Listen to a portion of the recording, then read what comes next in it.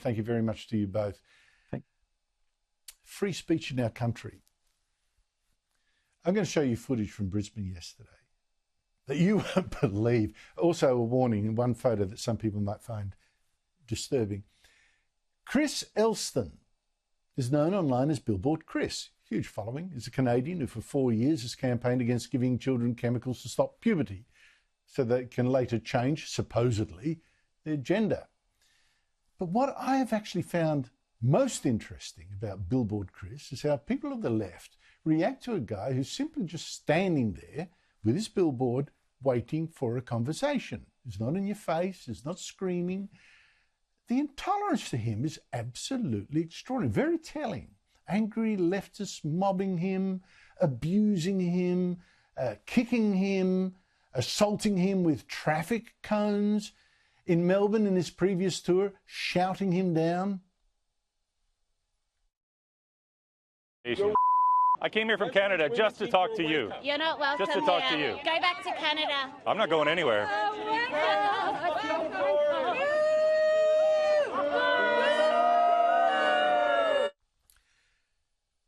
Well, Billboard Chris is now back in Australia for a court case to overturn a decision by our anti-free speech e-safety commissioner, Julian Mungrant, who she wanted to force X, and she did, to take down a post criticising the World Health Organization for appointing to an expert panel an Australian woman, now identifying as a man after surgery, who Chris described, yes, a little offensively.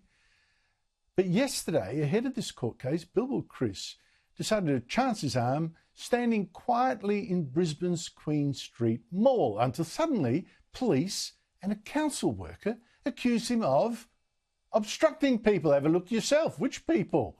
Watch this farce. Obstructing or unreasonably disturb any person lawfully using a mall. Okay, so I've been told that my prohibited activity is that I'm obstructing or unreasonably disturbing any person lawfully using a mall. Correct. I have absolutely done no such thing. I was standing quietly. Cool, you should get a job and, move on with your life, Thank you very much. Appreciate it. Example of I have not done this. users of the mall. This is because you're in this area. So this guy that just came up to harass me, he's using that as an example of me obstructing people. Now, Billboard Chris refused to move, given he was clearly not obstructing people, so it got worse. Are you going to leave the area? I'm not leaving. So, as you've been directed, I'm acting Sergeant Jill Shelton from Brisbane City Police Station, so you've been directed that you need to leave, stop doing what you're doing, because you're currently obstructing the mall area, which has its laws that do not permit this activity.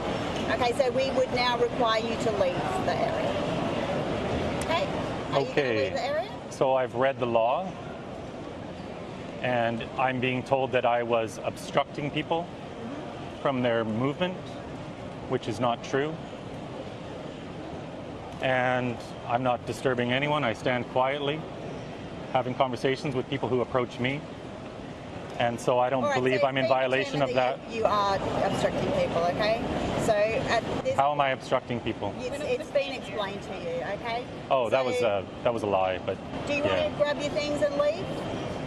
no, I'm not leaving. Okay. So we now have an hour to arrest you. And sure enough, Billboard Chris was arrested. Welcome, Chris, to Australia, land of free speech. Joining me is Billboard Chris. Chris, thank you so much for your time. What did yesterday tell you about Australia? Well, I think, first of all, I love Australia. I love the people, and I get so much support out on the streets. People see a lot of the negativity because those videos go viral. But more than 90% of the people had a lot of love for what I was doing, and they support my mission to try to stop this child abuse. But there's certainly a bit of a nanny state going on in Australia. Censorship is much higher than back home in Canada, where I'm from. And we should be able to have conversations about anything in society, but when children are coming to permanent harm, those are conversations we especially need to have.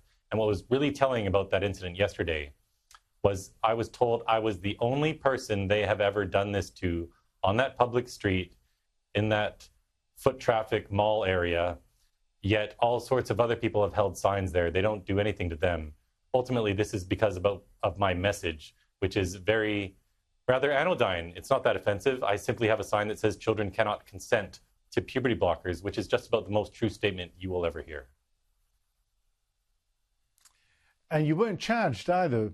What does that tell you?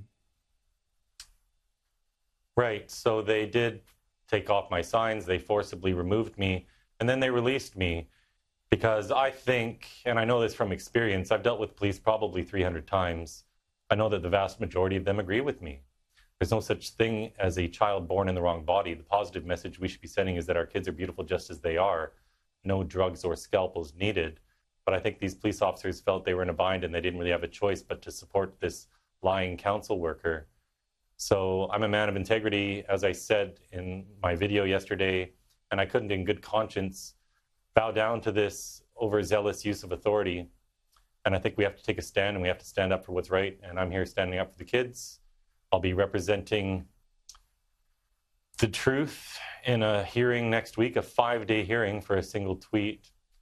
So this is a fight for freedom of speech for Australians, and I think it would be rather hypocritical for me not to stand up for freedom of speech myself when I'm out there on the streets. In defence of the council worker, he might have had no option but to do what he had to do, and I don't think his heart was in it, so I'm not going to call him names at all. But here's the thing, to your point, pro-Palestinian protesters have held a sit-down in that very same mall that you were accused of obstructing traffic. They've even marched through it, causing all kinds of obstruction. You could barely move if you weren't part of that mob. None of them arrested that I know of. Do you feel picked on? No, I don't have a victimhood mentality where I ever feel picked on. This is just the state of the world today. Sometimes things are upside down, and what is bad is labeled good, what is good is labeled bad, and that's the situation with this. A lot of people have been deceived. But I'm just going to keep doing what I do. I don't approach people. I stand there quietly. It's like fishing. I stand there and I wait for someone to approach me and have a conversation. I set up my tripod out of the way on the side by a pole. I stood there quietly. The council worker actually came up to me and he lied. He said that I'd been obstructing people's movement. He repeatedly said that I was infringing upon their movements. He said I'd stopped someone. But I record every minute of my time out there because I'm used to people lying about me. I also have to defend myself from attacks, and a camera is a good way to do that. But I'm just going to keep having one conversation at a time because it's working. And today I'm reaching millions of people every day, and we are putting a stop to this in various jurisdictions all across the globe. Well, Chris, I really support you in this fight against the E-Safety Commissioner. She's been trying through some means that are, in fact, some criticised by tribunals, to stifle free speech on the internet. I think your case is an important one. And I'm glad that you've come back all the way from Canada to fight it. So we will be keeping a very close eye on that one as well. Thank you so much for your time, Chris Elston.